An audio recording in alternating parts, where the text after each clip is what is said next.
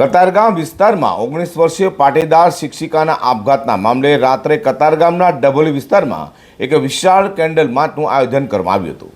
આ કેન્ડલ માર્ચમાં હજારોની સંખ્યામાં લોકો જોડાયા હતા અને યુવતીને શ્રદ્ધાંજલિ અર્પણ કરવાની સાથે જ ભવિષ્યમાં આવો બનાવો ન બને તેની લાગણી પણ વ્યક્ત કરી હતી। સુરતના ડભોલી 4 રસ્તાથી શરૂ થયેલી આ કેન્ડલ માર્ચ પાટીદાર સમાધિવાડી સુધી અંદાજે 2 કિલોમીટર લાંબી યોજાઈ હતી। આ માર્ચમાં હજારોની સંખ્યામાં લોકો જોડાયા હોવાનો અંદાજ છે।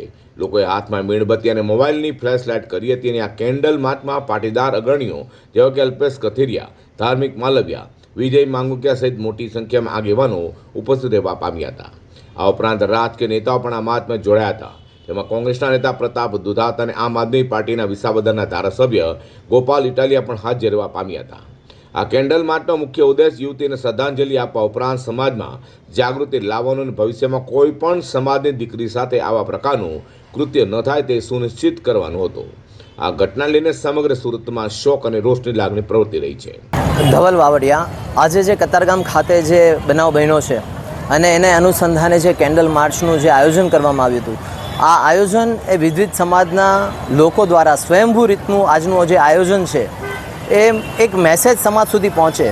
મેસેજ એ કે જે આજના યુવાનો છે, જે નાના મોટા ભૂલ થતી હોય છે, એ ભૂલને કારણે અમુક લોકો જે બ્લેકમેલ કરતા હોય છે, એ બ્લેકમેલનો શિકાર ન થાય એ માટે ગુજરાત રાજ્ય સરકાર અને પોલીસ તંત્ર ઘણા બધા એવા કાર્યક્રમોનું આયોજન કરતી હોય છે।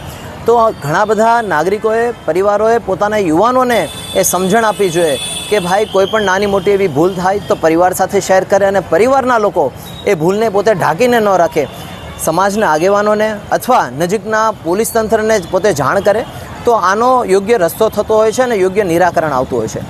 આવા ભોગ બનીને લોકો બ્લેકમેલ થઈને જ્યારે આવું ગંભીર પગલું ભરતા હોય છે ત્યારે એક સમાજમાં ખૂબ મોટો ઝાટકો લાગતો હોય છે। તો ફરીવાર આ પરિવારોમાં આવી ઘટના ન ઘટે, આ પરિવારમાં જે ઘટના ઘટી છે બીજા નવા પરિવારોમાં આવી ઘટના ફરીવાર ન બને એના પ્રયાસ માટે આજ સાંજે કેન્ડલ માર્ચનું આયોજન કરવામાં આવ્યું છે। સુરતના કતારગામ વિસ્તારમાં પાટીદાર દીકરીને બ્લેકમેલિંગ કરાયા બાદ આપઘાત કરી લીધાનો બનાવ સામે આવ્યો હતો, જેથી દીકરીઓ પર વધતા જતા ત્રાસ અને અસામાજિક તત્વોના વધતા જતા આતંક સામે માત્ર વાતો જ કરીને નહીં પરંતુ એક થઈને સામે ઊભા રહેવાનો સંકલ્પ જાગૃત નાગરિકોએ આજે લીધો હતો।